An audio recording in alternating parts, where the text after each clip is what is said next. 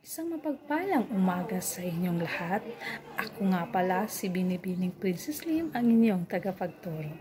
Ngayong araw ay kinagagala kong ipakilala sa inyo ang isang makabagong digital tool kung saan mas lalo pang pasisiglahin at pasasayahin ang ating pagtuturo. Ito ay ang tinatawag natin nga Wayground.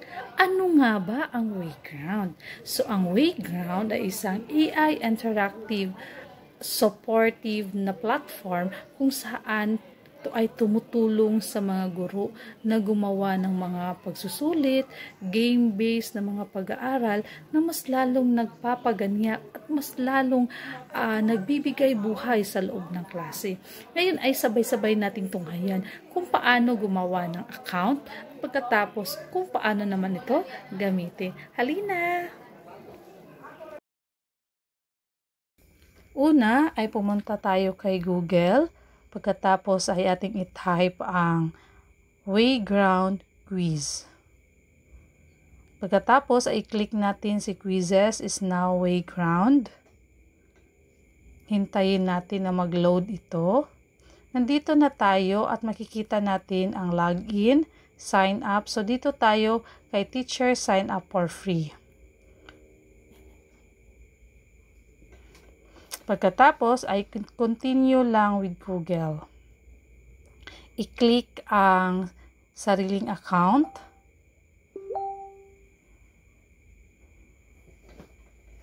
At lalabas na ang dashboard ng Wayground. So sa dashboard ng Wayground ay makikita natin ang create. Meron din itong search for resources. Meron din itong upload. So dito tayo kay create. So pag kay create, meron assessment, merong presentation, video, passage, at flashcard. Dito tayo kay assessment. Pindutin ito. Lalabas si import worksheet question, generate with AI, and create from the scratch. Pindutin si create from scratch.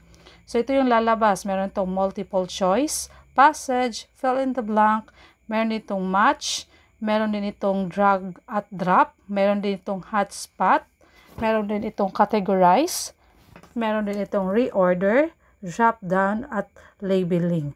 So, ang pipiliin natin ay multiple choice. So, pindutin lamang ito at lalabas na ang ganitong. So, ilagay lang natin ang katanungan. Pagkatapos ay maglagay din tayo ng mga sagot.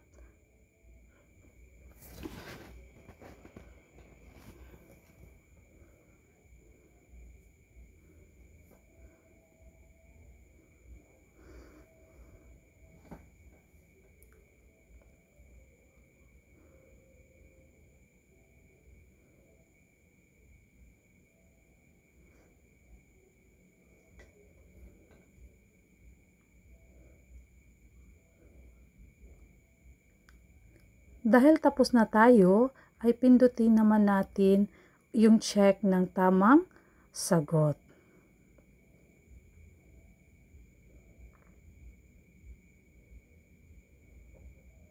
Pagkatapos mapindot, ay isi-save question na natin ito. Okay. So, nandito na tayo, no? So, meron itong add question, meron din add similar EI. So, dito tayo kay add question. So, dito kay add question, pindutin ulit natin si multiple choice. At dito naman ay maaari tayong maglagay ng mga larawan.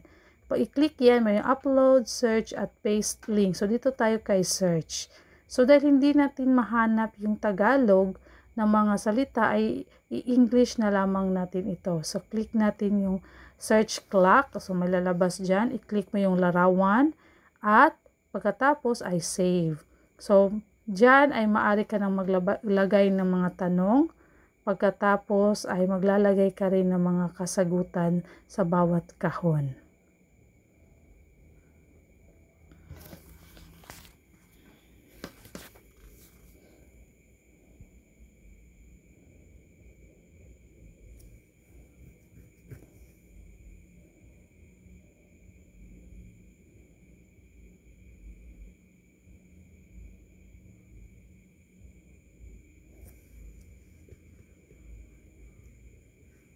Tapos, i-check din natin yung tamang sagot.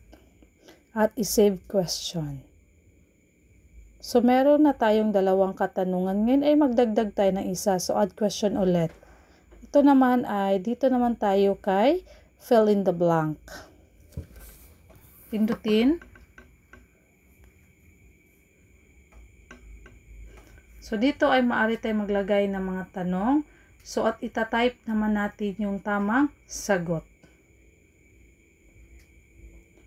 Katapos, ay makikita natin sa baba yung pagkakaayos at save question natin. So, tapos na tayong gumawa ng 3 katanungan. Ngayon ay ating i-publish. So, sa pag-publish, makikita natin yung name. So, maaari tayong gumawa ng ating title. So, pamagat ay unang pasulit 1.0. Katapos ay select natin kung anong walang Filipino. So, others ang nilagay. Select the 2nd grade din kasi walang 8th grade. So, pwede tayo maglagay ng cover. So, ang ginawa ko ay nag-search ulit ako ng cover ko ay gusto ko question mark. Okay, so pindutin ang larawan na gusto. Pagkatapos ay save. Click save. Then publish. So, hintayin natin na mag-load lamang ang nasabing images. So, ngayon ay tapos. Okay, tapos na natin. No? So, i-try natin ito as a student. So, click lang ang play. Pagkatapos, click custom settings at click student. Pagkatapos ay i-click ulit natin si classic. So, pagkatapos ay meron tayo makikita, no? So, meron itong import class. Pwede natin pindutin ito. So, pwede natin dyan ipasa or i-assign. So, click lang natin sa baba. Then, meron tayo makitang click start. Okay. So, dito ay i-click natin ng start pero kailangan na isang participant. So, kailangan natin ng share ang link via copy link. Tapos, i-share natin gamit ang messenger o kahit anong platform. Pagkatapos, dahil may participant na tayo, ay maaari na tayo mag-umpisa. Okay, mag-uumpisa na ang nasabing palaro. Para sa unang katanungan, ngayon ay pumili na ng tamang sagot ang mag-aaral. So, nakatama siya. Para sa pangalawang katanungan naman, okay, pinindot ulit niya ang tamang sagot. Ito naman ay itatype na lamang ang mga tamang sagot. Okay, so magaling, no? At nakuha niya. Click submit. Siya ang nagwagi. So nakakuha siya ng 500 points.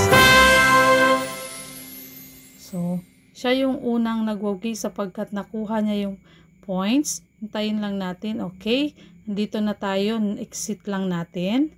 Sa pag-exit natin ay makikita natin ang dashboard kung saan accuracy, complete rate, total student, at saka question. So, total student 1 lang at question 3. At babalik na tayo sa dashboard. So, yun lamang, no? So, maraming salamat sa inyong pakikinig.